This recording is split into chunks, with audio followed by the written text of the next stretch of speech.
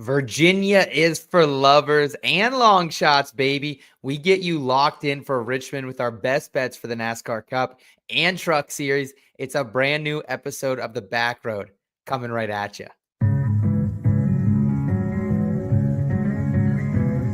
It's a non-points race, but it is a short race. Checker flag. That's all this race.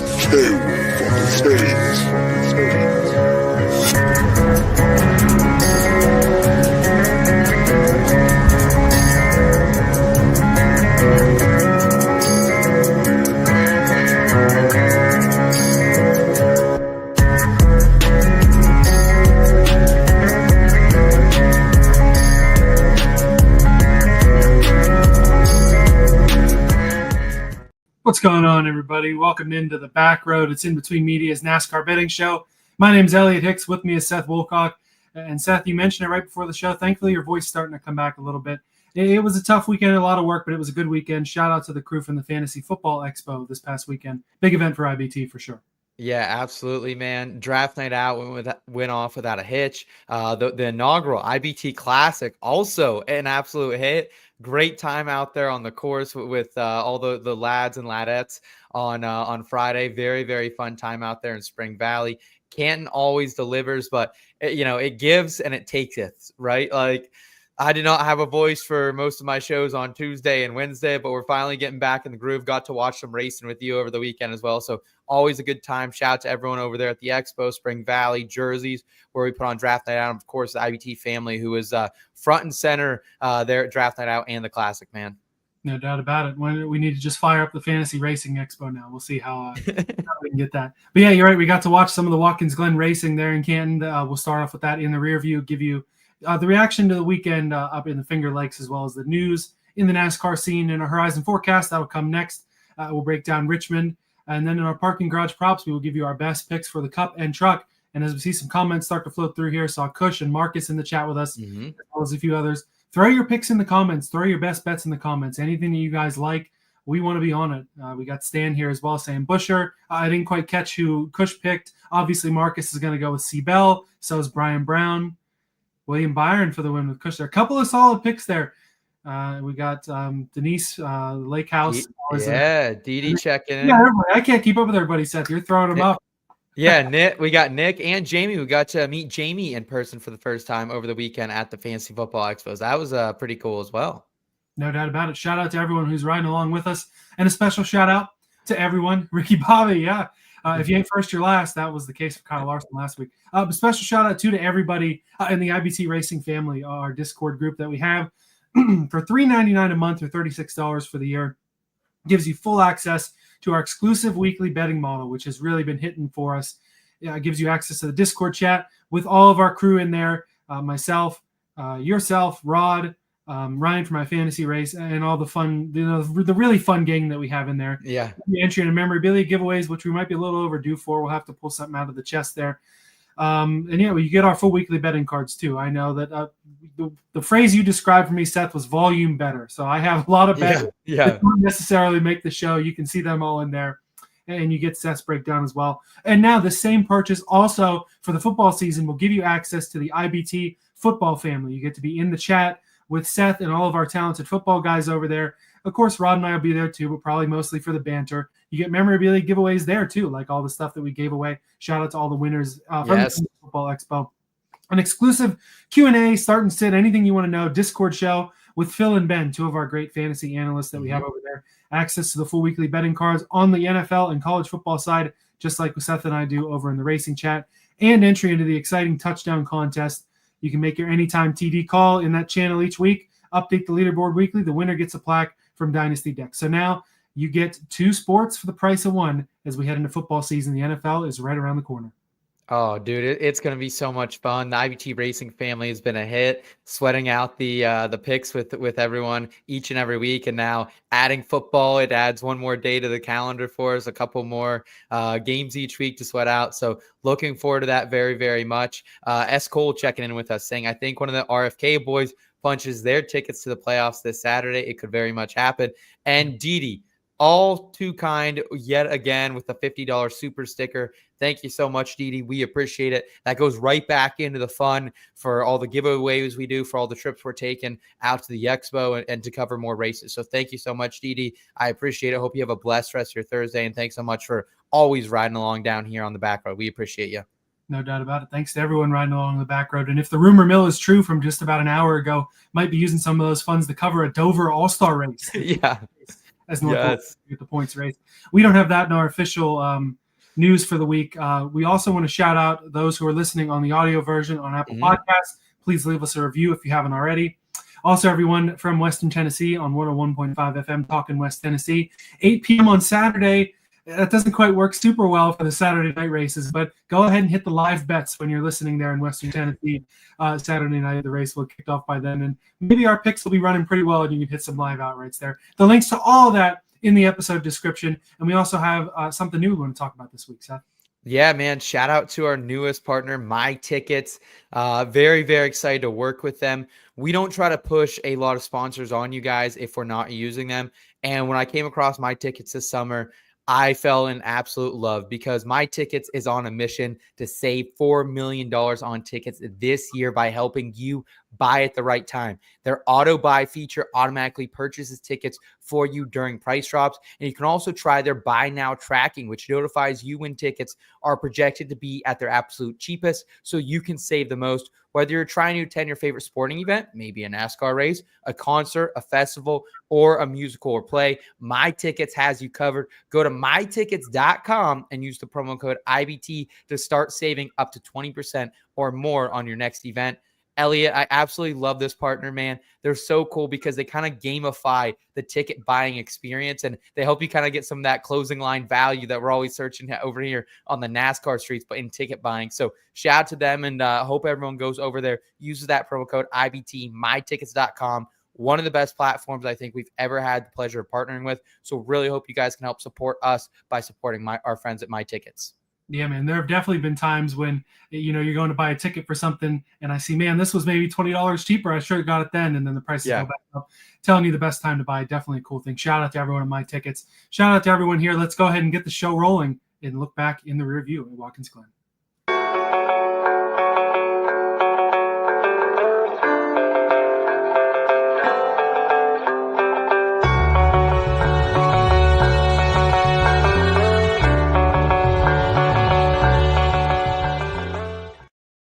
We had the triple header up in the Finger Lakes Cup, Xfinity and Truck all racing up at Watkins Glen.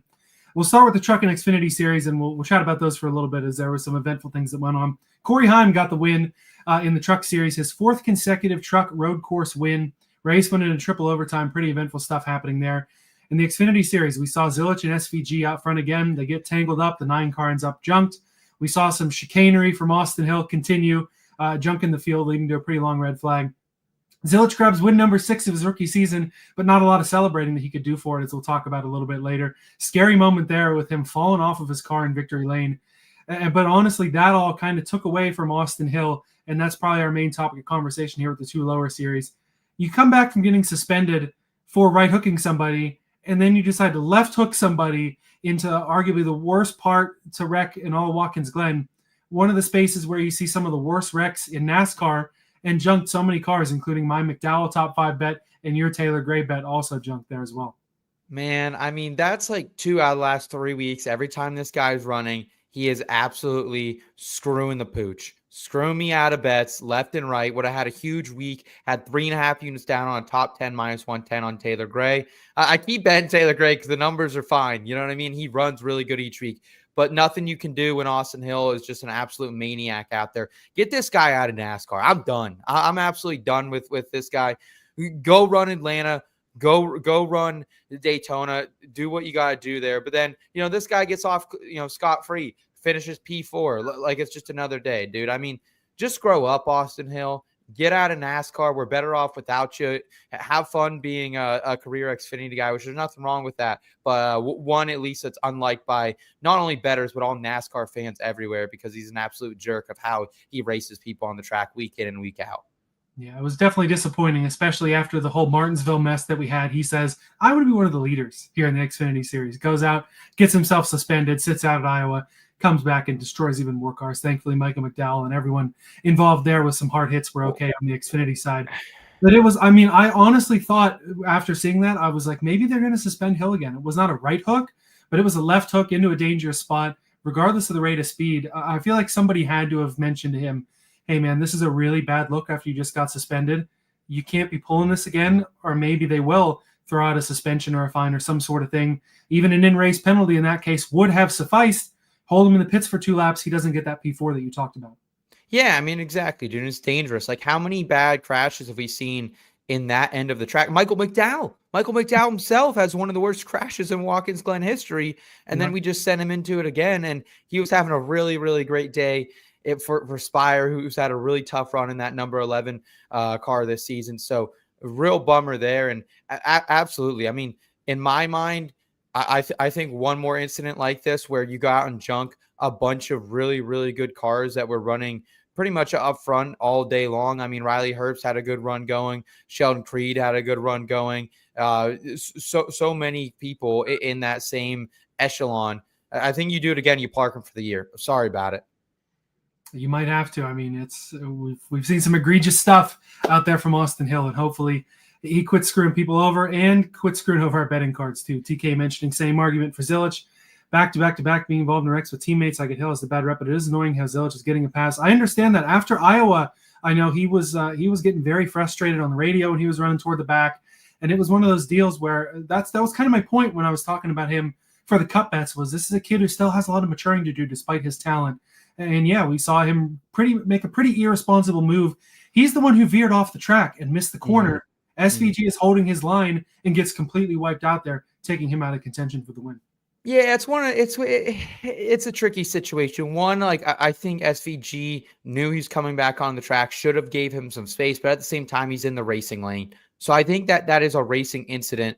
But I don't like how Connor Zilisch has raced SVG. But let's be honest, SVG also raced him kind of dirty at Chicago. So it's a real back and forth between these guys. And I think the one great thing, at least the end of the light at the end of the tunnel for me, is like, we get to watch Connor Zilisch and SVG hopefully do battle together, potentially in multiple series at road courses for hopefully the next half decade or so. I can't wait to watch that. But I do agree with TK's point that Zilisch needs to be a little bit cleaner there, especially someone like SVG who typically had raced him clean up till Chicago.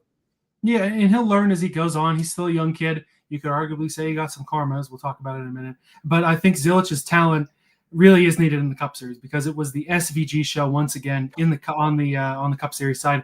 Wins by 10 plus seconds. We had some late race drama in the top 5. Really good battle at the end between P2, Christopher Bell, who ends up passing Chris Buescher. Yeah, and that was the battle for the win. You didn't have SVG in another stratosphere. And then Chase Briscoe nabbing P5 from Blaney in the final corner. That really set my betting card up on a good spot. Didn't even mention the Xfinity and truck bets that I hit. I had Heim for the top 3 at -121. I think Rod was on the outright. I didn't pause to take that, but shout out to Rod for that one. He was on it for Heim time there. Had some placement props hit in Xfinity. Sam Mayer for the top 5. That was another one that I tailed Rod on. I think he had the top 3. So I got that at +225. Carson Kvapil for the top 10 worked out in the end at +150. And my auto bet on road courses, Austin Green, top 10 +225. It worked again. I'm going to say it now. I'll say it. Obviously, I'll talk about it in a couple of weeks when Xfinity goes to Portland. That'll be my biggest unit share bet of the season. Will be Austin Green, top 10 at Portland. You're not going to have those Cup guys. It's going to be a track. I'm going to be throwing a heck of a unit share down on that because it's hit.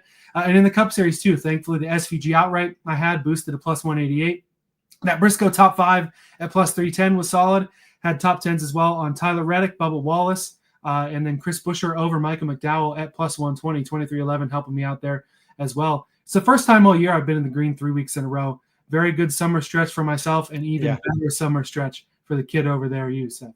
Hey, well, first of all, Elliot, shout out to you. I keep every time Austin Green's on a road course, I keep looking at it. I know you're going to bet it, and I'm just like, I missed on the 4-1. I missed on the 3-1. So I have FOMO every single time on that. Same thing with the Chase Briscoe top 5s. The guy doesn't rate super high in our projections each week because he was driving SHR equipment last year, but he's like almost automatic at this point for a top 5 with how good he's been running lately. So good on you to like throw caution, not even caution to the wind, but just like following those trends, you know, even though Some of the trends don't point that way. Some of them definitely do. But yeah, good weekend for me as well. Could have even had a bigger weekend. Taylor Gray top 10, just short.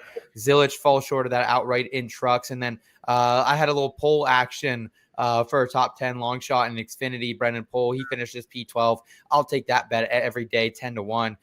But on the Cup side of things, I played it a little bit differently. Instead of going the outright, I just did the even money top Chevy for 7 units, and that came back, made my weekend. And then Ryan Preece over Zane Smith. We're going to continue to fade Front Row Motorsports really for the rest of the season. So if you see matchups against Zane Smith, if you see matchups against Noah Gragson and Todd Gillen, I'm going to continue to fade him, especially with a guy running as hot as Ryan Preece. I know a lot of people, a lot of members over there in the IBT Discord family, they were on that Ryan Preece top 10. He falls out late, heartbreaker. But if you had the top 10, if you came with me there over Zane, you were in the green. So great weekend. Yeah, up just about 3.5 units on the week. 7 weeks in a row, we've been in the green and 9 in the last 10. So the summer has been great this year. I'm just praying that we can keep it moving into the fall. We are swinging a hot bat over here. And I feel pretty confident about Richmond and especially about Daytona in a couple weeks too, which that's a fool's errand to feel confident. Oh, yeah, it is. I almost held back on my card this week to kind of go a little heavier on Daytona just because I got some feels, but we'll see. I'll end up wasting my own money there. We're talking about RFK. You're right. They're all on a hot streak right now. That was a really easy matchup to take. I don't know how I missed that one. I'm putting that on you for not being on the show. But also I'll put it on me for not. It was in the Discord. That seems like an automatic bet for sure. Front Row Motorsports, just overall, I mean, we'll talk about this more in depth when we get into the offseason for our offseason shows. Of course, RFK, they want to win races, but they still have ran really well. Preece has run really well. Front Row Motorsports, it's not been the year that they have won it at all. I don't think any of the three of them really thought they would contend for wins very often, but I mean, they haven't really been close. I mean, Zane Smith ran all right at Atlanta. That's almost 2 months ago at this point. And we really haven't seen anything out of Front Row Motorsports since. I do have their under half a win this year, so I was expecting them to not get a win. I don't remember what that was at, but I'm feeling pretty confident that one will hit there. Yeah, no, I think you're in a very, very good position, man. We'll keep fading them, and we'll close the book there, I guess, on Watkins Glen, other than some of the unfortunate news that came out of the weekend up there in beautiful Seneca Lake. Yeah, so, of course, we've all seen it at this point. Connor Zilisch gets into victory lane and just slips and falls on the window net, gets knocked down. We both thought it could have been a lot worse. I mean, your reaction, especially, we were really worried about his head, about his legs, about anything at all. It only breaks his collarbone. Underwent surgery this week for that. Mm-hmm. Status to be determined for Daytona and onward.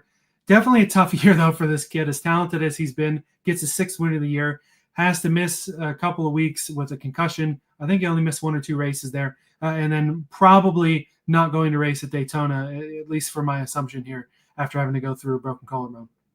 Yeah, man, very, very tough scene. And it was kind of weird how it happened too, because this is like an athletic kid, right? Like this kid is in really good shape. So it's just one of those situations where he took a wrong turn and, ends up falling there, which was very unfortunate. But yeah, it was gruesome. You and I actually turned off the race even before we got to the interview there in Victory Lane. And then you're like, hey, you might want to turn the race back on. And I turned it on and I saw it. And honestly, I thought it was a torn ACL at first. The way his leg got caught in the window, that was not good. And it looked like he was falling flat on his face, man. So glad that, his noggin's okay. And it sucks that he has a broken collarbone, but knowing this kid, he'll get back and be better than ever. But honestly, we can all just be fortunate that it wasn't something way worse. The camera crew did a good job cutting away from it as soon as possible. But very, very scary look, and reminds us of like how fragile sports are, how fragile our favorite athletes and life is in general. So just very, very glad he's okay, because I was freaking out after I saw that. It was scary. Yeah, wild how that sort of stuff just happens out of nowhere. Zilisch said himself on Door Bumper Clear, he thought maybe he would break a femur or something even worse than that with his leg getting caught. But, having youth on your side and kind of landing the right way, I guess worked out for the young driver, the number 88 there. Cush had Zilisch for the win on Sunday, went to the lake, and got back too late on Sunday, Rats. That I said last week that was a poor bet to make, so I'm going to put that one on you, Cush, even if you Zilisch probably skipped Daytona, but tried for the easy win at Portland. Good look there from TK, and there's not even really a lot of pressure for him to come back for Portland. He already has the waiver from his first injury that he missed a race for to stay in the playoffs. He'll already have good seeding in the playoffs with his 6 victories. Even if he sits out the playoff start, I don't think that he will. We've seen drivers race with broken collarbones before. Shane Van Gisbergen down in supercars raced with a broken collarbone, I think 2 weeks after he broke it, and went out there and won a race. So I'm not putting it past Zilisch, but yeah, Daytona, especially with the hard hits that you can take there, probably best if somebody else hops in that number 88 when you wait on the Daytona in a couple of weeks. Yeah, do we have any confirmation on who's going to be running that car weekly, or is it just going to be a rotated thing? Great question. I think right now they're still kind of maybe possibly Zilisch will be in the car. They have the week to sit out. Of course, Xfinity not racing Richmond this week, so probably mid next week we'll have that for you for sure by the time next Thursday's show comes around as we break down Daytona. Yeah, I wouldn't be surprised if we saw an HMS guy or maybe Ross or SVG potentially jump back in that car since they've been, or even Suarez, any of those Trackhouse guys who've been kind of in and out there. But good opportunity for whoever gets in there. Give Bowman some plate experience because he could very well need to win at Daytona to stay in the playoffs for Hendrick. So, well, I was going to say he might need it if he's back in the Xfinity Series in 2 years too. But could happen. Some truck news as well. A silly season in season to a point that's almost been kind of unprecedented this year. Spire is shaking up their team. They shut down the number 07 truck, moved that owner points to the number 77. They release Andres Perez de Lara, the ARCA champion from last season. He moves over to the Nice 44 that they had a vacated seat over there from Caden Honeycutt, who jumps to the 52 officially this week. Silly season before the season even ends is pretty wild over there. But so Perez will be in the Nice 44. The 07 is no longer a thing. Corey LaJoie is going to drive the 77 for the rest of the year in the truck series, as he had planned to do in the 07, but Spire just moving and shaking there.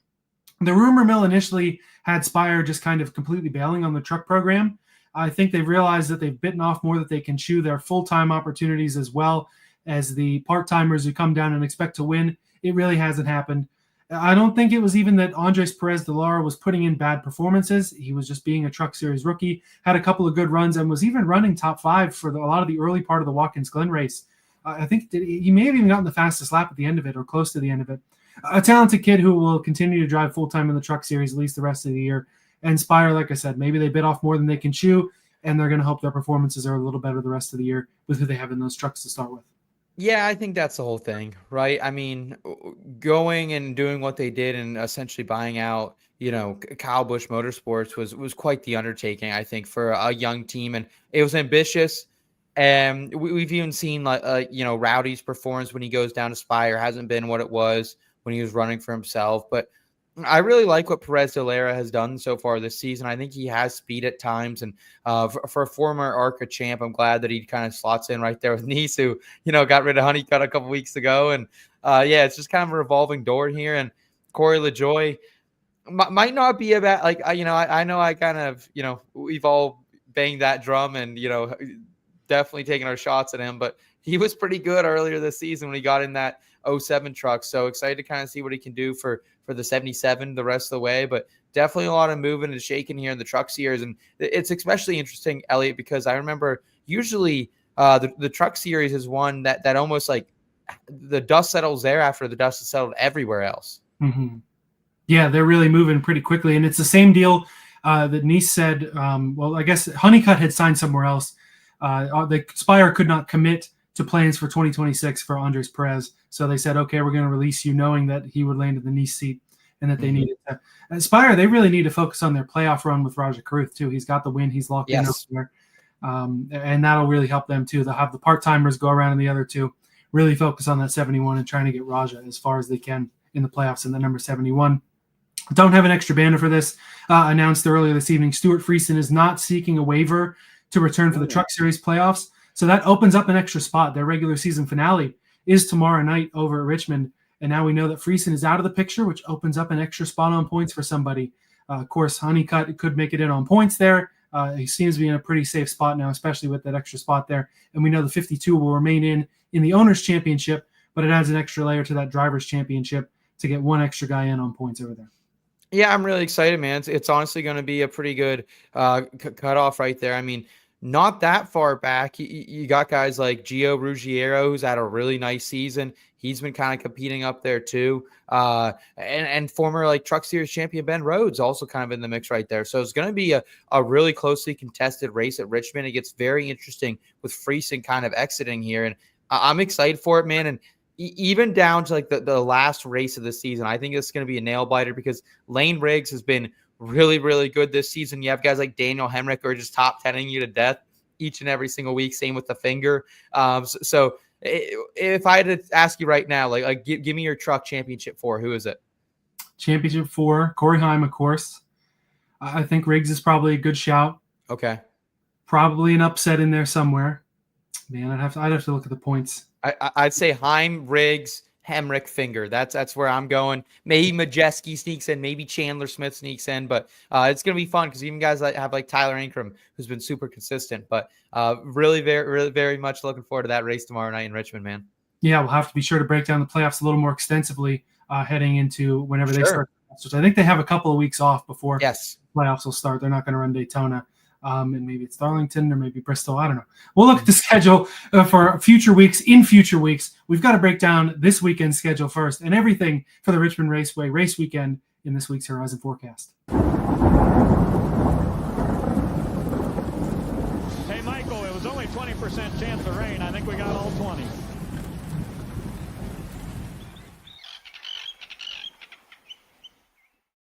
So I do want to quickly correct something I said last week. I had said that last week was the last race that Cup and Xfinity drivers could do in the Truck Series. That's inaccurate. The Cup drivers are done for the year in trucks, but Xfinity drivers can race any truck race up until the Phoenix finale. And we do have a couple entered this weekend at Richmond. There were initially 37 trucks entered. Norm Benning supposedly has withdrawn in the number 6, according to reports, as well as Jack Wood in the 91. He got injured in a crash at Watkins Glen. He will not race at Richmond and have run that truck for the weekend. So there will be no upset bid there for Jack Wood to get into the playoffs for MHR. Sammy Smith will race the Spire number 7 this week. Christian Eckes will be in the MHR number 16. They have purchased the number 77 owner points from Spire. Remember, they're using the 07's owner points for the Joy in the 77. So they had those available that I presume were sold then. Yeah. Extra MHR entry, get Christian Eckes some extra lap time as he continues to try to push for the playoffs in the Xfinity Series in the number 16. Caden Honeycutt is officially in the 52 for Halmar Freisen Racing the rest of the year. Corey LaJoie, of course, in the number 77, as we discussed. And Carson Kvapil in a second CR7 Motorsports entry, the number 97 this week.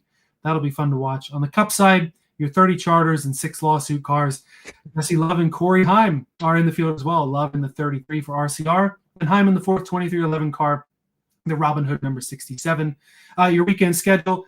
If you're into modifieds, maybe the race will still be going after we're done here. That's going on right now over on Flow. Tomorrow, things get started 2:05 Eastern with truck practice and qualifying on FS2. Cup Series goes green for P and Q at 4:30 on True TV and streaming on Max. 7:48 is your green flag time for the Euro 250 Truck Series race on FS1. Stage length 70, 70, and 110. And then Saturday night, 7:35 green flag for the Cookout 400 on USA. 70, 160, and 170. Good sponsors this week. I know some Cookouts always pretty solid and a nice little condensed weekend schedule. I really love the Saturday night races. It's going to be fun the next 2 weeks to have those back for sure. Yeah, it's rare. You know, I haven't seen a Saturday night race in a hot second, it feels like. So good to have that back. I will say, this is like the 3rd race Cookout is sponsored this year. I mean, I know they did the Clash. I think they almost did a race earlier this season, unless I'm wrong. But again, I got to give Cookout another rip. Like, let us know down in the comments after the fact or the live chat, like what's the Cookout order? We're from the north here, so we don't have it. I only did it one time on my way down to Charlotte.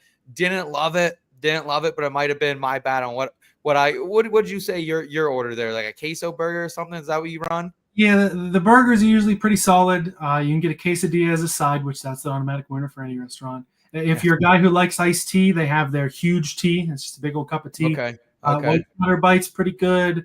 The Hush Puppies are pretty good. Yeah. Overall solid. I mean, of course, it's maybe a little better when you like DoorDash it or whatever, and it's you got a couple of beverages in you or something like that. But overall, it's a solid little fast food place, and you definitely got to give it a second chance. Next trip we take down south for a race, we'll hit Cookout. We'll do a review for the channel and see if I can change my mind about it. How about that one?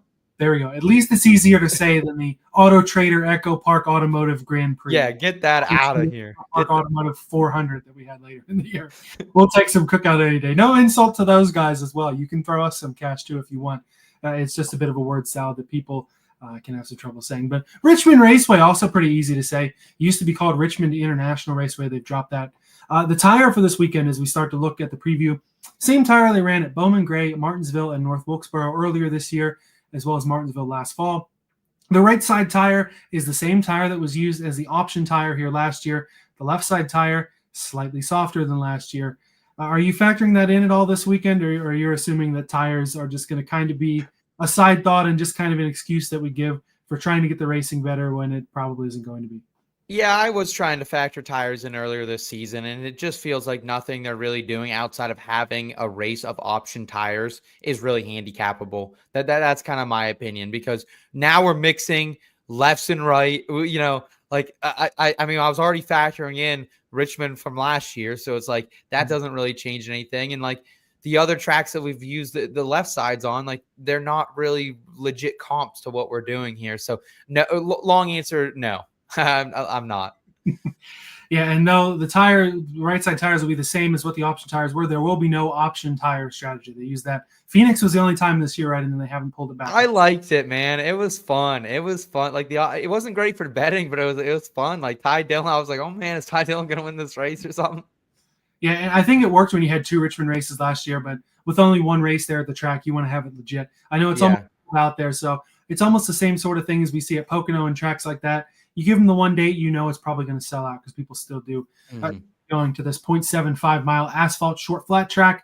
The primary comps listed over on iFantasy Race: New Hampshire, Gateway, Phoenix, and Iowa, and maybe even Martinsville as a secondary. I know that we have Phoenix and Iowa in the model because we've raced there this year, but how do you feel about that primary versus secondary versus any other comps you're looking at this week?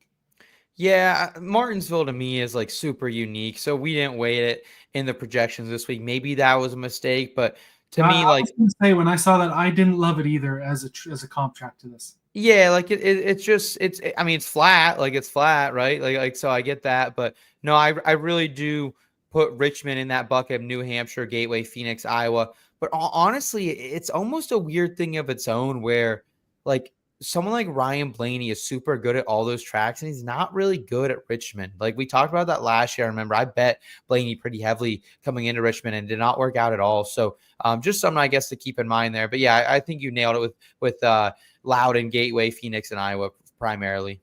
Yeah, same sort of thing with Denny Hamlin. Really good at a lot of these comp tracks, but just completely misses the boat at Iowa the last 2 years. We'll see later this week. Yeah, 100%. Looking at the trends for the week, for this weekend's Cookout 400. Looking at the next gen races, we've had, I believe, 6 here, and none of the winners have come from starting in the top 5. Everyone's been out in the top 5. There have been 2 of those 6 from the top 10. Austin Dillon started 6th last year, and Kyle Larson P9. 3 from the top 15. Denny Hamlin won twice from 11th and 13th. Kevin Harvick, when he pulled off his last win of his career a couple of years ago, started 13th. Chris Buescher, when he won in 2023, I believe it was, won from starting P26. Keep in mind, though, also, the spring 2023 qualifying was canceled due to weather. At the time, Alex Bowman was the points leader. That was a lot of fun. But he ended up getting the pole for that race, but there was no qualifying. The pole winners have finished in the top 10 4 times, though, so it generally is going to give you some speed in the race. You have a P2, a P3, a P7, and a P8 there, as well as 14th and 16th. So winning the pole, probably a good thing to indicate you're going to have speed, but you don't have to start up front to be in contention for the win because, like I said, nobody who has started in the top 5 has won a Richmond Next Gen race.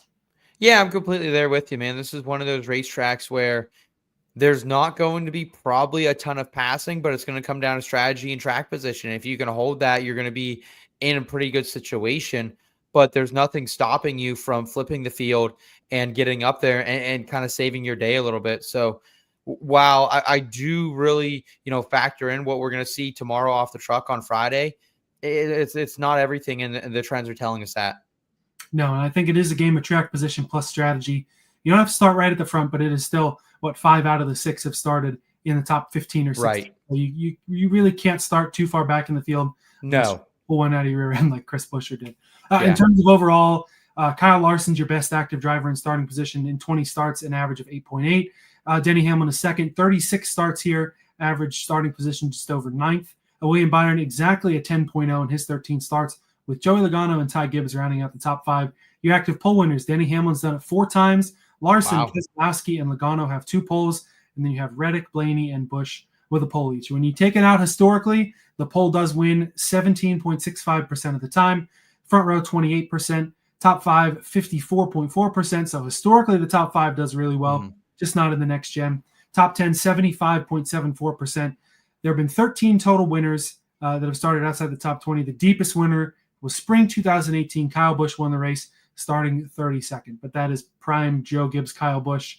Unless you're prime Joe Gibbs racing Kyle Busch in the 18, you probably don't want to qualify 32nd tomorrow to have a shot to win. Does this historical stuff kind of change your mind at all? Or are you? I know when you do the trends, normally it's next gen, and next gen, especially since we've had some races here. But does this historical stuff really scratch your itch, or is it something that's just kind of a waste of time for me to even throw out there? No, I think it's useful to know, man, because like back in the day, you would typically see people who would unload quick at Richmond and finish pretty well, right? And I think TK makes a great point in the chat here as well, saying leaders maybe end up running long in clean air, get undercut to lose the race, I guess. I mean, how many times have we seen that, like William Byron and Rudy Fugle, they're famous for always short pitting people. Like I could totally see someone like Denny, Chris Bell trying to run long, and then Byron just kind of nails the strategy at the right point and ends up with a win. So I think TK's on it, but I do think it's important to kind of mention those overall historical factors because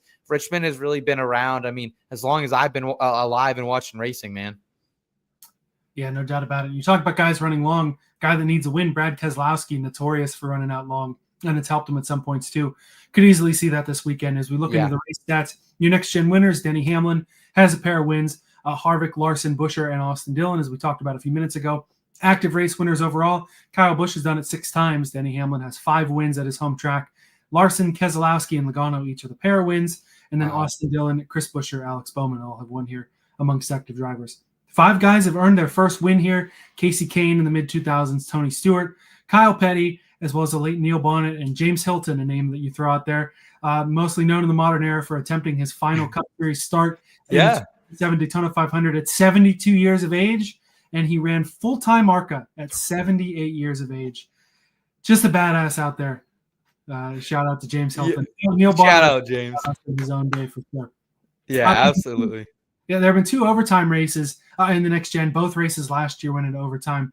The first of 7 total overtime races at Richmond, spring 2008. I think a lot of people remember what happened there between a certain blue number 88 and yellow number 18, leading to a red and yellow number 07 car getting the win there. Last year's summer race featured 26 lead changes, the largest in any Richmond race. So passing and strategy for the lead happened last year. And, of course, the option tire probably did factor into that a little bit. 100%. Also, another interesting thing to round out my trends here. In each next-gen race, the final pass for the lead happened in the last 48 laps of the race. In 4 of 6, it happened in the last 7 laps. So I know part of that is the overtime races from last year, but it shows that we could be very well set for an exciting finish and a hot last 50 laps from what used to be called the action track. Yeah, hopefully we get it once again. I mean, I remember you going to this race. I think it was almost pre-next gen is when you went to it. All 2021, we saw a Martin Truex Jr. snooze fest, and there were a lot of those at Richmond, and that was one of them. Yeah, I'm excited to see what we get because I know people for years have been, you get Richmond off the schedule. It sucks. I've always actually had a very soft spot for Richmond. I love the way this track drives. I think it'd be a fun one to go down to as well. So I like Richmond. I am curious whether we get probably closer to what we saw last spring than last fall when we had options. So I will say that. Yeah, and last spring, that was set up to be another Truex snooze fest, the late caution. Denny Hamlin, I think he jumped the restart. That was Easter Sunday, if I remember correctly. Yep, you're right. Yep. Hamlin jumps the restart, gets the win there. Truex was not happy. That could have been his last win there at Richmond. It didn't work out for old MTJ in the 19. Yeah, speaking of Joe Gibbs Racing, that's the sorry, I didn't mean to cut you off there. You had a point there, but Joe Gibbs is exactly where we're looking for this week's iFantasy race. Asterisk mark driver of the week. Yeah, it's Christopher Bell, man. And C. Bell, he's been on a bit of I don't want to call it a snide right now because he's just coming off a top 3 finish, but Definitely a disappointing performance at Iowa for him, but he really might have been the best last summer at Richmond, finished with an asterisk mark 6. And yes, that is a misleading result, despite it being inside the top 6. And Bell won stage 1 in that race. He finished second in stage 2, led 122 laps, had the best total speed ranking. But then in that final stage, in lap 283, while leading before the pit cycle, well, Chris Bell caught speeding on pit road. So that was a bummer for anyone who had a Bell ticket. But I think Bell is someone we should not be overlooking. It's just tough to get invested with him currently at his price tag right now. Yeah, we'll chat about Christopher Bell when we get to the bets here in a moment. We know Marcus probably wants a race pretty similar to this, just without speeding on pit road. And it just shows, overall, it shows how tough it is to win a cup race. You can go out there and dominate like we talked about with Truex or like we talk about with some of these other races, and just the slightest little thing.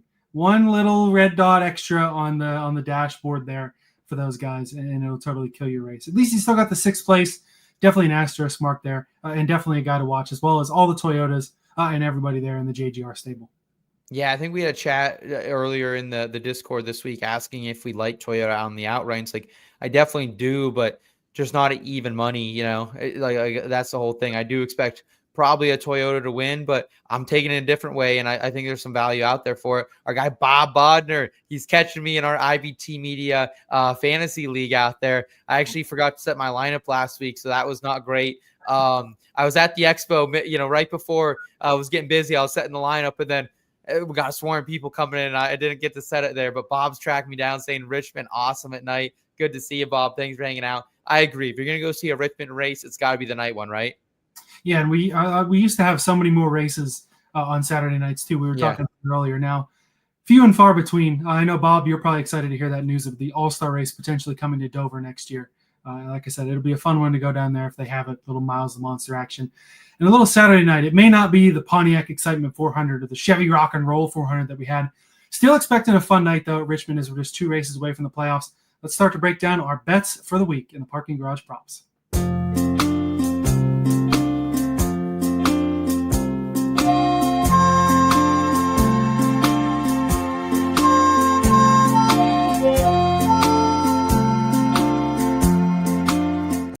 In terms of impressions of the books, I feel like I say this same thing in most of these kind of, I don't want to say basic oval races, but kind of basic oval race. Feels really chalky, and it feels really tough to find value. Yeah, I didn't like it. Honestly, I have a pretty small card, both unit-wise and, volume concerned as well. But yeah, I didn't like what we saw. I liked what, the projections were spitting out. I thought we might have a couple angles, and there just wasn't a lot this week. But still, I think there are some misprices out there that we will highlight. You just had to really sniff around and keep your head on a swivel early in the week for it. Yeah, and that's the term, keep your head on a swivel, that we do here, including you throwing in an outright pretty late on that I'll let you start off with. And a pretty basic one, but at a 9-1, a price you're normally not getting this guy at. Yeah, so let's go ahead. Let's fire up Kyle Larson on the outright, 9-1 at FanDuel. I'm going a full unit on this one. And this is a guy I didn't really intend to bet on this week. But look, man, Kyle Larson should never be 9-1, in my opinion, on track where he's won in the next gen era. He ranks 4th in the projections. I saw him floating around there 8-1, a couple books, and I got interested. I said, maybe I'll see if I can get a boost on Sunday or something. And then FanDuel, they bumped him up to 9-1. So obviously they want action on this. Maybe they see it as more of a trap line. I see it more as value. At Richmond in the next gen era, 3rd best in average finish, 8.2, P7 or better in 4 of 6 races. So you're normally getting a pretty fast Kyle Larson. 8th in the total speed rankings in that span, 2.7 average running position in the spring last year. Again, I think this is going to race a little bit more like the spring rather than the fall, where he was 10.8 in average running position, the 10th best on those option tires. And what has he done at comps? Well, he did kind of have an off day at Iowa in terms of average running position, 13.7 in the 11th best, nothing to write home about, but was top 5 in that same metric at Phoenix as well. So I really did like him there, and 3rd best at conventional tracks in total speed rankings, and does has an Xfinity win here as well. So again, this is just a pricing play. I think whenever you get Kyle Larson on an oval, again, we've been fading him on road courses lately, but on an oval, go ahead and take him at 9-1. I think I like this a lot, man. It's a full unit play for me, and going to see what Kyle Larson can do now that the dirt tracking is at least subsided for a second. Yeah, man, Larson's tough because he's still kind of been in the midst of this summer slump type of deal. I know his race at the Glen. I feel like he'll definitely be on that asterisk mark report for Watkins Glen next year because he had spun out and had the brakes go out in the first 5-10 laps. Really couldn't see what he was able to do there, or if he had a car that could have contended for wins. But we haven't seen it at the road courses, and we've kind of sparingly seen it on the ovals. It hasn't been the best summer for the number 5 team, but I do think you're right. At a 9-1, it's really, really hard to ignore Larson, especially with really positive past stats at Richmond. Yeah, now's the time. Now's the time for him to turn it on, right? I mean, it absolutely feels like he's been on the bit of a schneid lately, and I talked about it in the Discord last week. Like when I first put together the projections, I put together one that just had 2025 road course stats. And I was like, Larson's been terrible at road courses. Chase Elliott was plus money against him in a matchup, and I really thought about betting him. But Chase has also not been good at the Glen lately, which he proved out to be on Sunday. But there was a lot of value there in fading Larson. I just don't think this is one of those weeks, though, Elliott. No, I can understand that. And the matchup would have worked, even though Chase was 26th. Yeah, right. yeah. So the matchup would have worked. I like the pricing play here. You mentioned it, though, when we talk about the trends, of course, the model's invaluable. It's got great stuff in there. But there's a lot of it, and you do include the total speed rankings at conventional tracks this year in this week's model, as you can check out the preview of the model on in-betweenmedia.com tomorrow morning with some of my picks. In any case, the what have you done for me lately is big time for some of these, and turning it on for the playoffs, as we're going to see with a lot of my bets tonight. I'll mention this, and it starts with the number 19 at Chase Briscoe. I'm stacking the card with Briscoe this week, 14-1 outright, plus 180 top 5, minus 175 top 10, all on my card. This feels like a great week to really kickstart the Chase Briscoe can be a true championship contender party of sorts. They have been just firing on all cylinders all summer. And it's not just on this track type or that track type. It's every track type. This number 19 team is kicking butt. Last 5 races, 4 top 5 finishes, 3 second place finishes for the number 19. He's led multiple laps in 9 of the last 11 races. And we know how good the number 19 ran here with Martin Truex Jr. Even just looking at his next-gen stats, not even counting the rear-end whoopings that he put on in 21 and years past. Just in the next-gen, 4 top 7 finishes for MTJ and 382 laps led. So he was pretty solid here. If he can run the MTJ setup, it'll definitely help him. But you really don't even need to. It's not even just on MTJ stats. They've been running so well. And we talked about starting position earlier, that you want to at least start in or near that top 10. We know starting position is no problem for Briscoe. 6 poles this year, top 10 starts in the last 8 races. Top 10 every oval since Kansas in May. Top 5 start in the last 6 races. Top 3 start in the last 5 races. Wow. I feel like it's been real quiet because he only has the 1 win. Well, not even real quiet, but people may not look at him as a championship contender until the last couple of weeks, but it really has been a great couple of weeks. They got the win at Pocono, a lot of runner-up finishes, getting it done on every track type. I think that this team is really hitting their hot streak, and Richmond seems like a great time to lock down that second win, boost that number 19 seeding a little bit, and really kickstart that heck of a playoff run that I'm anticipating this number 19 to hit. As long as this keeps going, I think I'm going to have him on some part of my card in one week or another. And, hey, part of this could be a little bit of delusion of I don't like the favorite numbers, not entirely because I do have a small share on the Hamlin 4-1 outright because it's Denny Hamlin at Richmond. You got to bet that. But I like the value a lot better on this number 19 card with these stats. I'm all in on Chase Briscoe right now. All in. Hey, that's fine, man. And luckily I'll have him on my card every week because I'm still riding the over 1.5 win total on him for the season. So I think that shocked if they don't get at least one more win before the year's done. I would hope so, man. He's been running so consistent, dude. All the way down to the point where he is 3-1 to win the pole this week at a lot of books. Like that's how good this guy's been off the truck. Has been unreal. We know MTJ's had speed here too, so you make a great point. Hasn't had great Richmond stats, but his first win came at Phoenix, a direct comp track, right? So it's like you can make the case for Chase Briscoe. He's almost won New Hampshire before. He's been good on these types of tracks, so I'm there with you. It feels a little different to now have Briscoe in this, favorite mix where you are betting him right at 14-1, but still a solid price tag. And something else I saw out there right now too, if you do believe in Briscoe long-term, he's still 20-1 out there in a couple books to win the championship. I don't know if that line will move or not, but I do know FanDuel has Futures Day coming out August 26th. So that might be one more time you can get invested with them from a future standpoint. They're going to be offering a bunch of futures boosts. I don't know if it's specifically on any market or just NFL, college football, but I know I'm looking forward to that. I already got it etched into the calendar, Futures Day coming up here in a couple of weeks. So maybe another time to get invested in Briscoe long term. That is interesting. I have a lot of faith in them. I don't know if I have enough faith to say they're going to go out and win the title, but at that sort of price, if you can give me a 25 to 1, a 30 to 1, I might be interested. I did add another futures bet to my card after we chatted a little bit this weekend.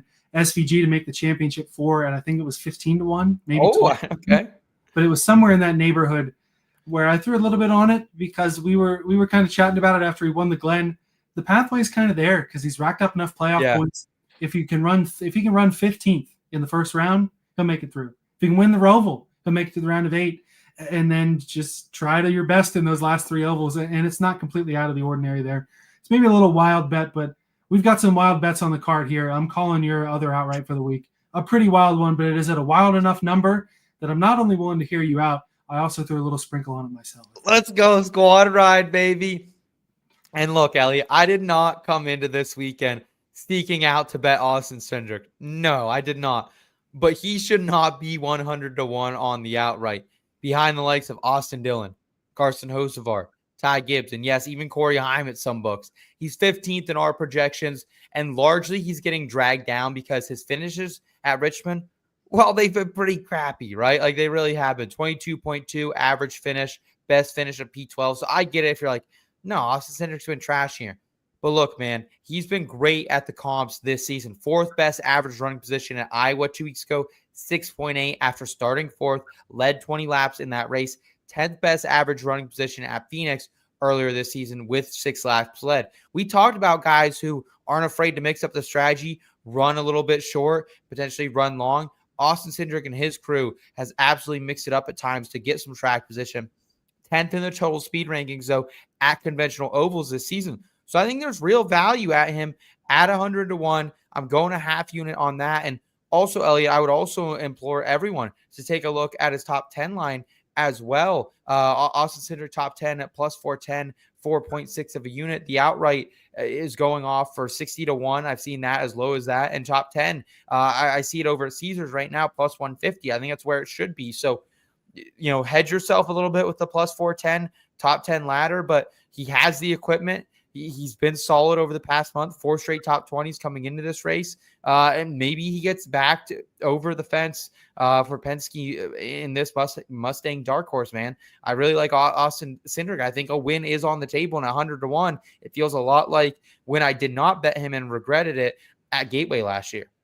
Yeah, I mean, you got lucky with that Gateway win, but he did. You're right about Cindric, though. The plus 410 definitely one of those mispriced / FanDuel for some reason gives you ridiculous numbers on the top 10s.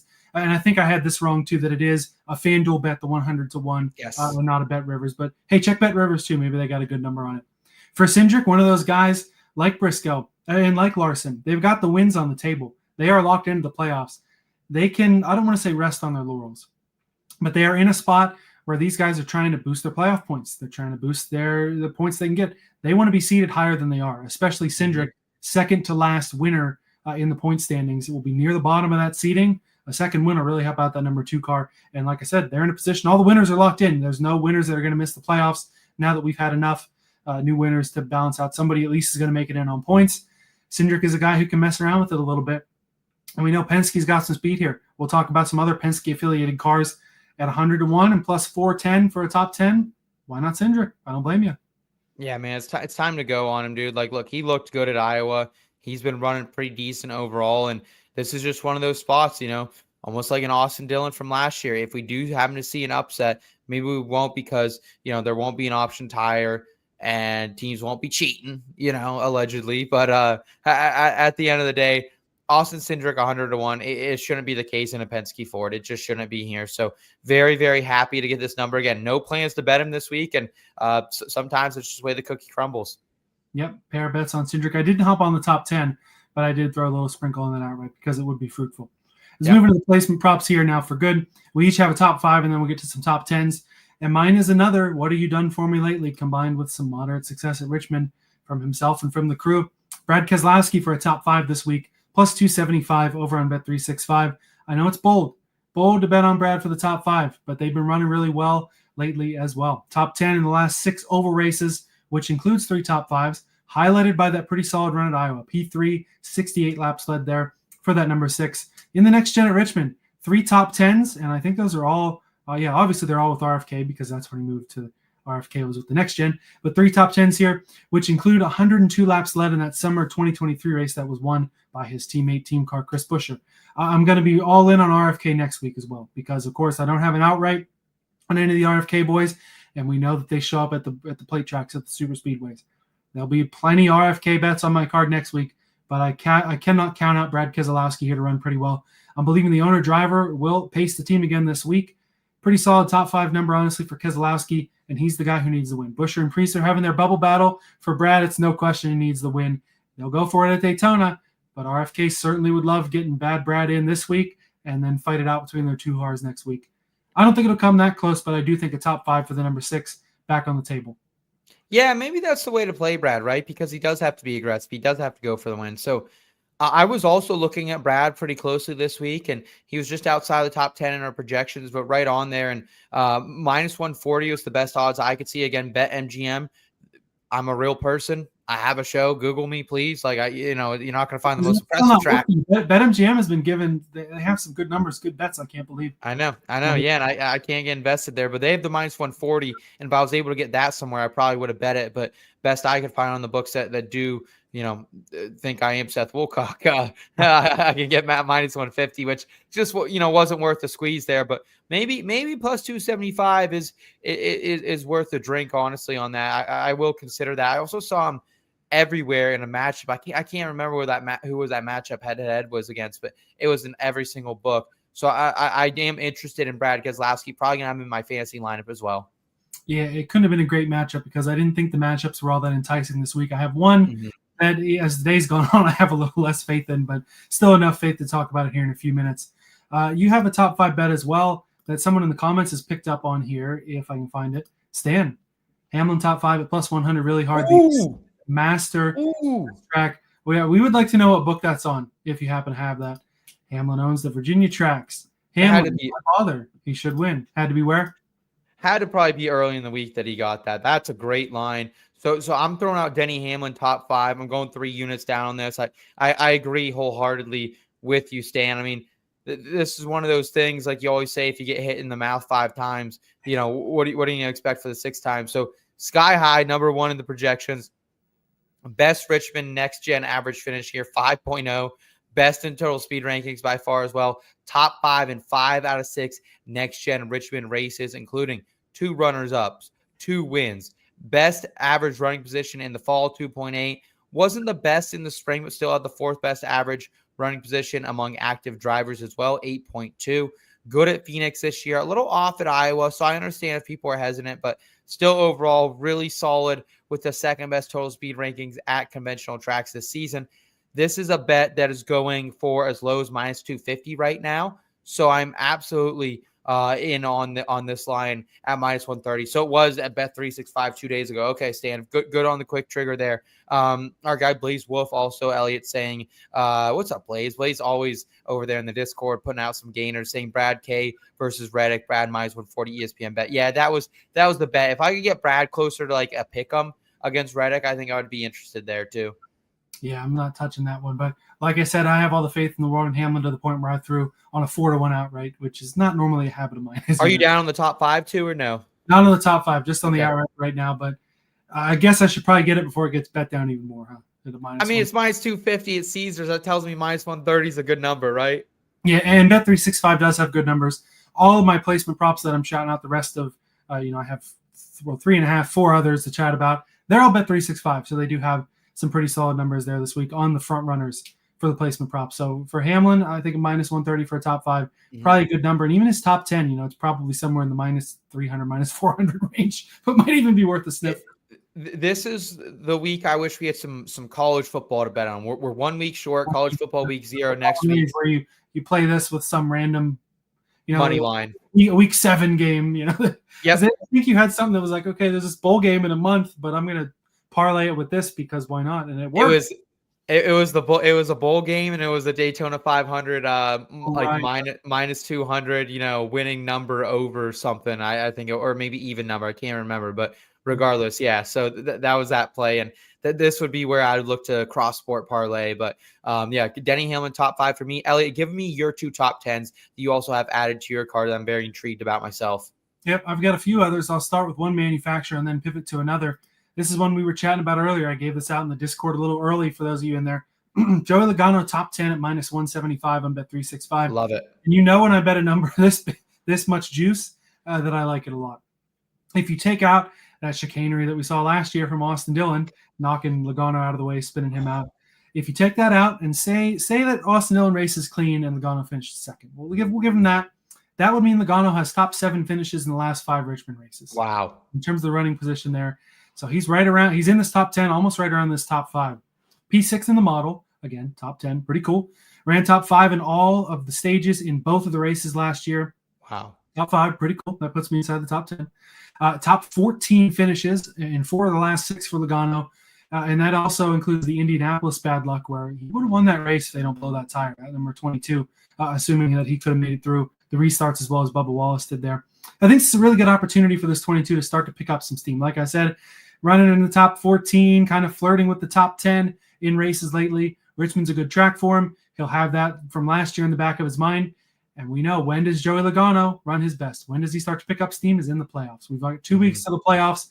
Well, I'm sure he'll kind of, I don't want to say rest on his laurels at Daytona, but he won't need to go out there running, all into Daytona. Go ahead and get your top 10 at Richmond. Add some more points to your total there. Get yourself set for the playoffs. Make sure you got the speed in that car for the short tracks. New Hampshire is one of the first playoff races. Gateway, another comp pretty early on in the playoffs. You want to make sure you have that setup dialed in, this 22 car. Definitely would be surprised if they let this week pass by without having that nailed down. Same with Josh Berry. His top 10 at plus 160 on Bet365.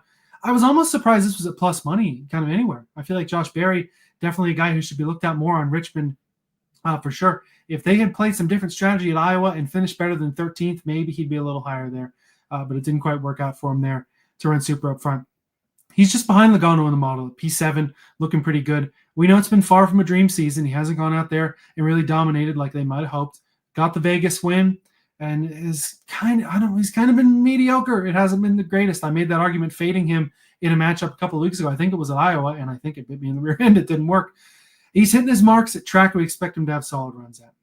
He's not running poorly when we expect him to run well. The P4 at Phoenix earlier this year was great. P12 at Bristol, kind of what we expected. He's run around 12th to 13th at a lot of those places that we really expect him to run about 12th to 13th, to be some sort of contender, to have some sort of speed, to not run like crap. He has not run like crap. And I gave him crap for these P13 runs a couple of weeks ago. Now I'm picking up on him in this particular case and saying, hey, it's going to help out. And he even got the P13 at Sonoma. And we know he's one of probably the 5 worst road course racers out there. So 100%. That's giving some confidence. And we're getting close to the playoffs now. Even if the team had lost a little bit of confidence, lost a little bit of mojo in the summer, that Las Vegas win was pretty early on. We're right around the corner from the playoffs. They are locked in. They are ready to go. I feel like it's got to boost some morale over there for that 21. Flirting with the top 10 a lot lately, and I feel like we'll grab it this weekend. P11, P14 last year in the number 4 at Richmond, so pretty good runs. Last time he was in a good car here, second place, subbing in for Chase Elliott in the number 9, 2023, the spring race there. I think part of that was on strategy, but this race is probably going to be on strategy too. I like both of these Penske boys for good top 10 runs, whether it's juicy or whether it's good plus money. Yeah, whether it's betting Logano, playing him in fantasy, he should definitely be on a driver that you're invested in this week. And I completely agree. I've been looking around. Minus 175, it's a bit tough for me to lay that, but I'm going to see what I can get after practice and qualifying. So I'm there with you. And also just to flip quickly to my head-to-head matchup for the week, it's Josh Berry plus 135 over Chris Buescher for 2 units. I agree with everything you said about Berry, and like, there's no way in my mind that he should be plus 135 at DraftKings when I've seen this line at a pick'em elsewhere. Like, Berry is 7th in our projections. The Bushwhacker, Chris Buescher, comes in at 12th. Better Richmond next gen average finish, 9.0 to Chris Buescher's 12.7. Better average running position as well, 8.3 is 12.3 than Buescher. And that was in an SHR car, right? Like, that was in a Stewart Haas Racing car on their last leg, 2-1 against him in that time. One of those, I guess, was in that HMS car. But at comps this season too, dude, Barry's been really good, dude. Top 10 average running position at Iowa, finished 13th. Buescher was out to lunch that day, 23.8 average running position, finished 22nd. And then Buescher was better in general than he ran at Phoenix. But Buescher finished with a 12.8 average running position, did end up finishing top 5, but Barry still beat him that day. P4, 9.5 average running position as well. So I like Barry a lot this week. I don't mind that top 10 number that Elliott threw out there as well. But I'm going to give myself a little bit of leeway in case he's 11th, 12th, 13th, because I think he'll be a couple spots better than Chris Buescher, who I just feel okay about. So going to go with that rare plus money matchup for myself. Yeah, and I like this a lot because you're right. Chris Buescher has kind of been out to lunch lately, and he's in a tight bubble battle with his teammate Priest. We know Reddick's safe on points. We know Bowman is in a lot better shape than the Roush cars. If you have to say the 17 or the 60, I'm taking the 60 to go and point his way in and knock the 17 car out if neither of them get a win. And it's been on tracks for Buescher that we're really expecting him to run well. It's just not happening. Whether it's trouble at a road course or completely out to lunch at Iowa, not even hitting the strategy right to earn top 5 finishes like his two teammates did. Chris Buescher is not in a great spot right now. I'd be worried if I was a 17 fan for what's to come, and especially in this matchup. I've got a lot more faith in Barry than I do Buescher right now, that's for sure. Yeah, 100% agreed with you. Hunter in the chat. I think a new chatter. Hunter, what's up, good dude? Good to see you on this Thursday evening saying I got either Brad K, Briscoe, or Bell. I like that card a lot for our guy, Hunter. Yep. Yeah, solid one there. I had the Briscoe outright. Brad K, top 5. But for Bell, though, I'm not feeling as good. I do have another top 10 to talk about, but we are in matchups now. So I'll bring up my William Byron over Christopher Bell, plus 125 on BetMGM. I did see this at an even better number, I think plus 140 or plus 145 at Bet365. But I went with an MGM because I already placed the bet, and they don't let you usually cash out with full value. So yeah. Another one. I know Bell is good at Richmond. We talked about it. One of the better drivers here lately. But I'm kind of okay fading him, especially in this matchup. When you look at Iowa, the most recent, obviously that was 2-3 weeks ago. Most recent comp track, Byron wins the race, average running position P6. Christopher Bell ran 17th, average running position 16th. Yeah. They're 1 point apart in the model, 1 spot apart, 1 percentage point apart. Give me the plus money. This is a big time. I'm going with the model, and I'm going with the very recent comp. I'll take the plus money here for William Byron. I'm cool with it. Absolutely. Round us out with what you got left for the Cup Series, Elliot. Yep, I feel like we can't ignore Richard Childress Racing after the showing that they put out last year at Richmond. Kyle Busch was only in the mid-teens. Austin Dillon goes out there and wins the race. I've got both of their top 10s from Bet365. I'm keeping the faith in them, at least here at Richmond. They both are going to need wins to get in the playoffs, and why not here? They're not going to want to go and leave it out for Daytona, where you never know when the Harrison Burtons of the world can sneak it past you with a push from Parker Retzlaff on the back straightaway. Of course, Austin Dillon had the win here last year, and this is the second best track in the next gen in terms of average finish, 14.2, which I know is not top 10, but for Austin Dillon, 14.2 is pretty good. 3 top 10s here in the next gen, had that top 10 at Iowa a couple weeks ago, and ran top 10 at Bristol, as well as 15th at Dover, which is not really a comp track, but it's, shortish, oval, recent, whatever. For Kyle Busch, 2 top 10s here in the next gen, including a P3 run in the summer of 23, where we talked about with RFK having the success earlier. Prior to that race, 14 out of 16 races, Kyle Busch was in the top 10, dating back to 2014. And I know a lot of that was in a dominant Joe Gibbs car. I know a lot of those were trips to victory lane, not just top 10s, and we're not really expecting that. But we know he knows how to get around the place. Better than a lot of places, too. I feel like he had decent speed at Iowa. The finish wasn't good. I think he ended up 20th in the strategy. But we saw Kyle Busch being able to slice and dice and make some moves there. Ran P11 at Dover. Again, not a comp track, but recent enough. Let's see if those RCR boys have done enough to please their boss and make them dang cars better. They need it, and I feel like Richmond could be a good place for it. Yeah, it's interesting because, I do like them. The projection likes them. 14th for Dillon. Highest he's been all season by far. I mean, he barely touches the top 20. Kyle Busch, 16th. I'm just I need a better number. I need a better number, dude. That's like it for me. I just can't. I can't get invested with them. Their Richmond stats are great. Honestly, AD ran pretty well at Iowa compared to what I was expecting him to, and Kyle Busch was pretty quick at Phoenix as well. So there are some really good strengths to these cars, but I'm gonna still say I think they cheat, and they were cheating last year, and that's how they won. So I'm good, man. RCR don't Big Rich don't come for me, man. RC we shared the elevator multiple times at Pocono. I appreciate you. You're interact with the fans, having a good time out there. But it's a no for me, dog. Big rich and big country out there. Oh, geez. Yeah. Also, let's figure that out, Big Rich. Let's get someone who ain't gonna wreck the field and ruin my betting card for the day. Jeez. If you were allowed to bet on races in the 80s and 90s when Dale Earnhardt was the Intimidator, I think you'd probably be saying the same thing. Austin Hill doesn't win as many races as that black number 3, but I think if anyone's going to be okay with it, I think it's good old RC. For sure. What do you say, man? Should we shift over and round out the show with the Truck Series? Yeah, that's it for the Cup card, the Truck Series. I do have 2 bets. You have 2 bets as well. This one's my biggest bet of the week. It's the one I'm most confident in. It is Ty Majeski for a top 3, plus 112 at Bet Rivers. I do also have a little bit in a 5-1 outright, but I like this because it's Corey Heim insurance. We know that Corey Heim can go out there, win anywhere, everywhere. It doesn't matter. This gives me insurance because Ty Majeski and Richmond, they go together like peanut butter and jelly, or they go together like me and winning bets, at least in my dreams. 3 starts here for Majeski in the Truck Series.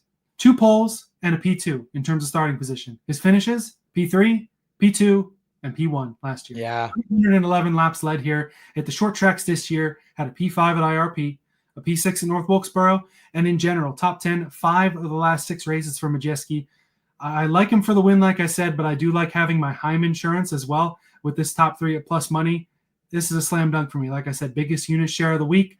Majeski, one of those guys going for the playoffs, looking to get a pretty good run there, the defending champion. He wants to do it again, and the road starting at Richmond for him. Top 3, biggest bet of the week for me. I like Majeski a lot here at Richmond. Yeah, I mean, you look up any metric for this track in the Truck Series, Ty Majeski tops nearly every list in almost every category. He's been great. He hasn't ran great this season. He's starting to turn it around a little bit lately. So I would prefer a top 5 personally, but I understand you not wanting to drink that juice and go with the top 3 here.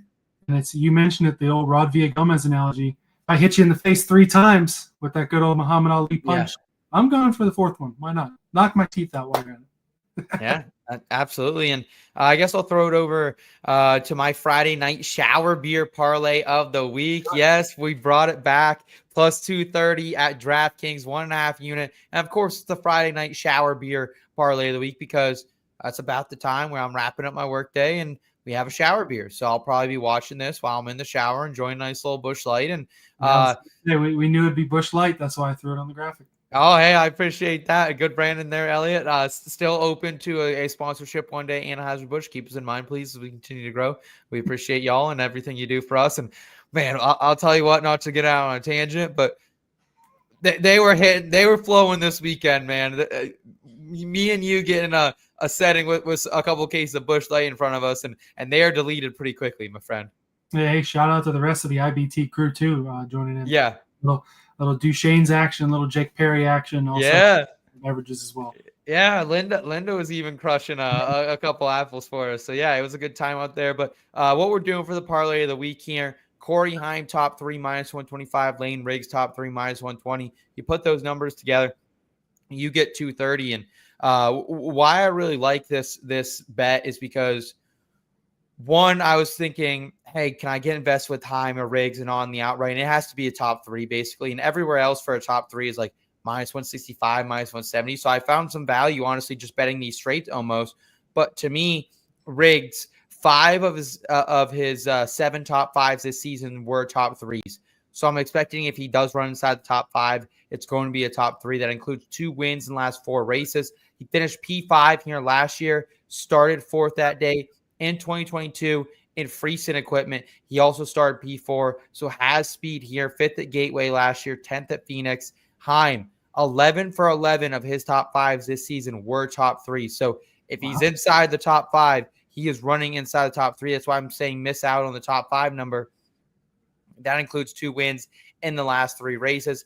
Top 5 in really just one of the last 3 races here at Richmond, but he did start P2 and finish P6 in 2023, was 5th at the end of stage 2 after starting P5 last year, had some bad luck in stage 3, finished 16th. So at the comps last year as well, P2 at Phoenix, P1 Gateway as well. So I like Heim. I like Lane Riggs a lot. This might be aggressive. You can also get this parlay if you want to back those up to even money. Basically, you can get this for like, I think right around like plus 106. So I'm just being a little bit more aggressive. I don't have a lot of plus money on the card this week as far as the truck series is concerned. So this is my way of getting invested with the two best drivers. Yeah, this is pretty solid. I kind of feel silly for not being more on Lane Riggs. He's been pretty solid. Of course, Corey Heim, tough to bet by himself, so throwing him in a parlay. Maybe a little, take it from a shower beer to like a shower beast a little bit. Maybe parlay together Heim, Riggs, and Majeski offer top fives. Oh, still let you do that. Yeah. That might give me at least a plus money and could be an interesting one this week too. Again, I feel like we've got the top three drivers there, but there's still money to be made. We each are fading a particular driver in matchups this week. I'm taking Corey LaJoie in the 77 over Carson Kvapil. Sound the alarm.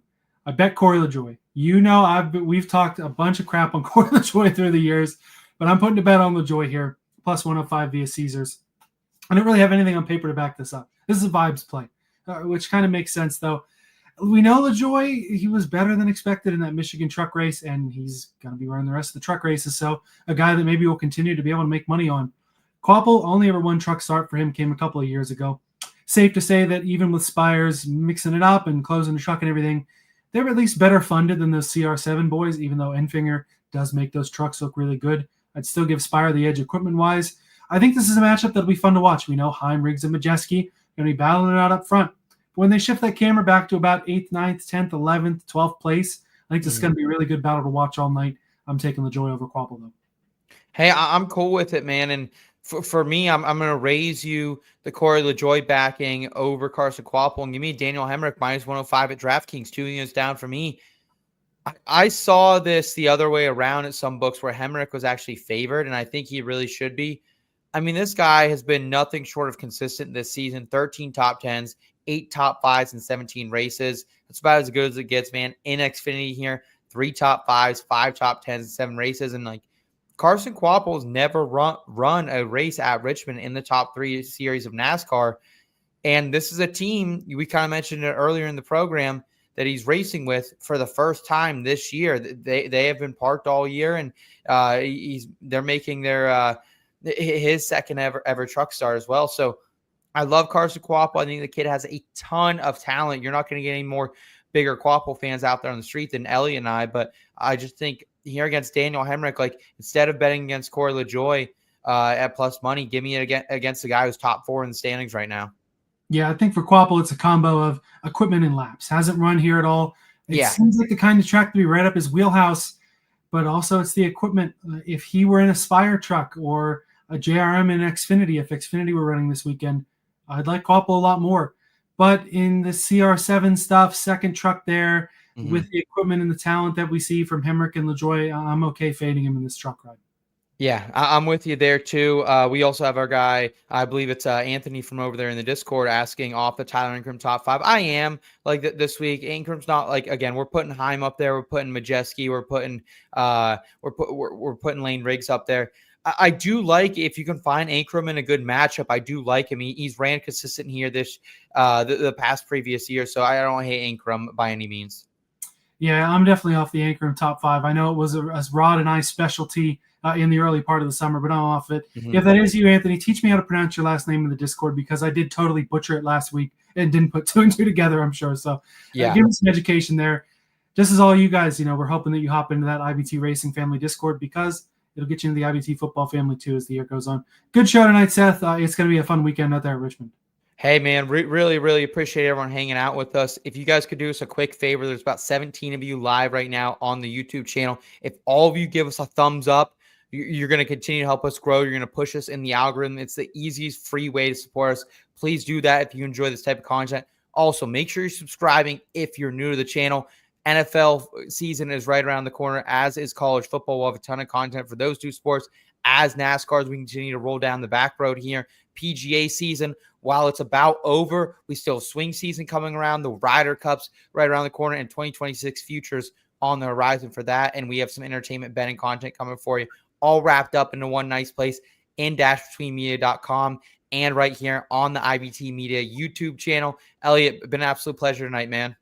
Absolutely. We got a great crew here at In Between Media, even though I'm locked into the racing side. A lot of great stuff that everyone's doing over there. We appreciate your support. Hunter, appreciate your support as well, subbing in. Thanks for rolling on down the Backroad with us tonight, everybody. Best of luck for your Richmond bets, and we will see you again next week for a little Daytona action on the Backroad.